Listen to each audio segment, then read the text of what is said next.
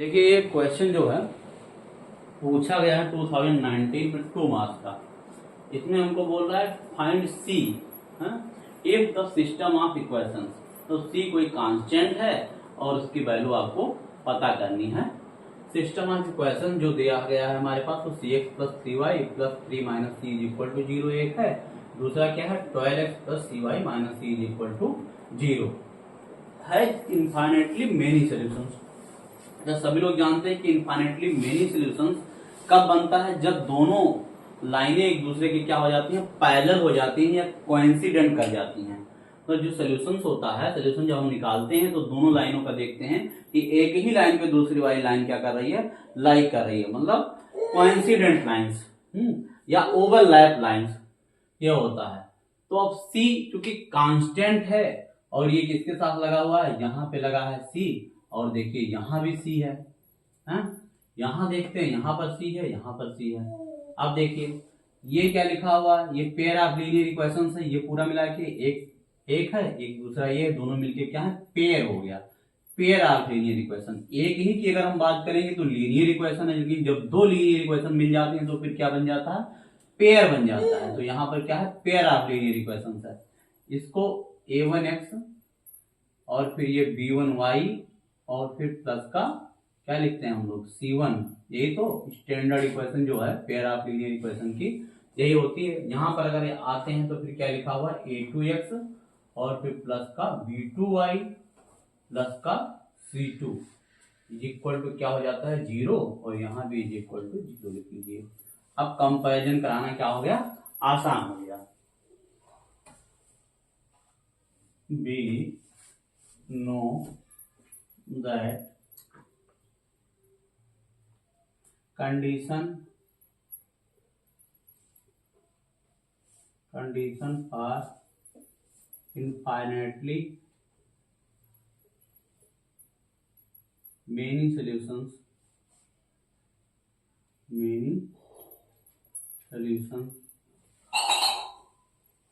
is given as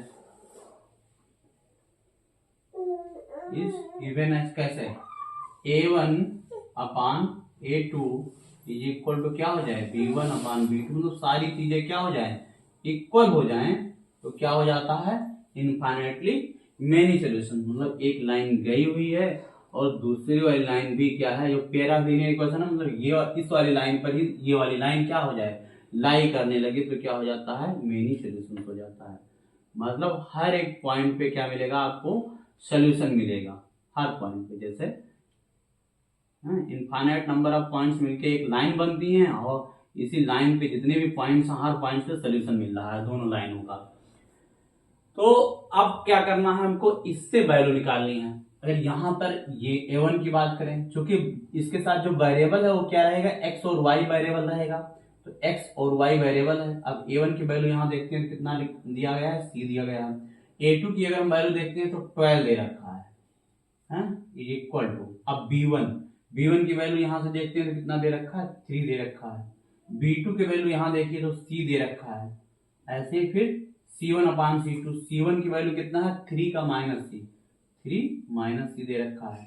ऐसे ही c2 की अगर हम बात कराएंगे तो c2 क्या दे रखा है, माइनस का c दे रखा है, ठीक है, माइनस का c ये।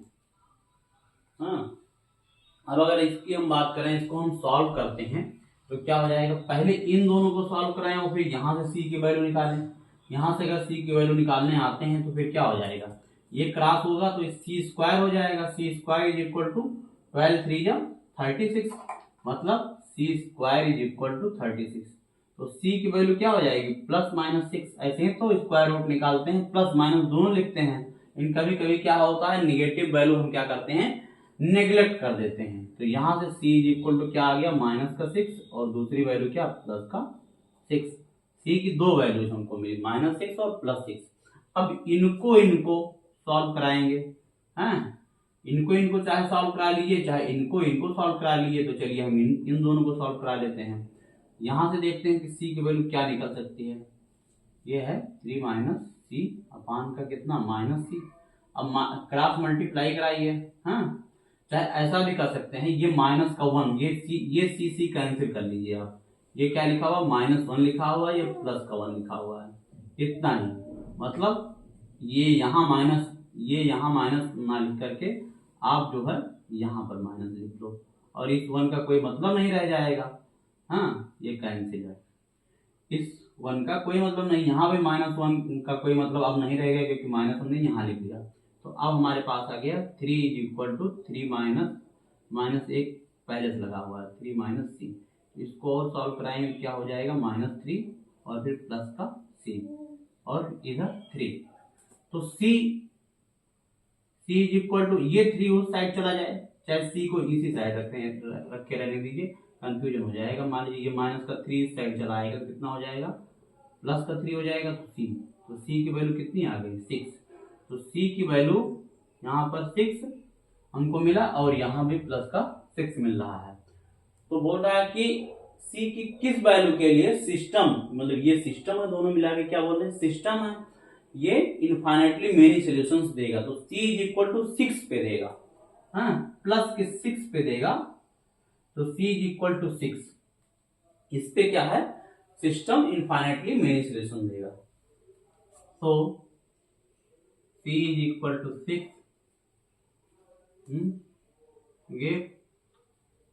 give system many solution,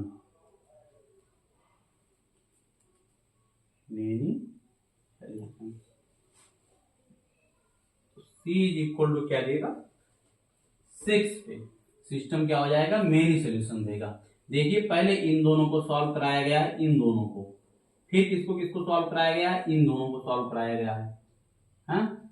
ऐसा नहीं है कि केवल आप इनको सॉल्व करा रहे हैं, इनका ही जरूरी है, आप इनको और इनको भी सॉल्व करा के देख सकते हो।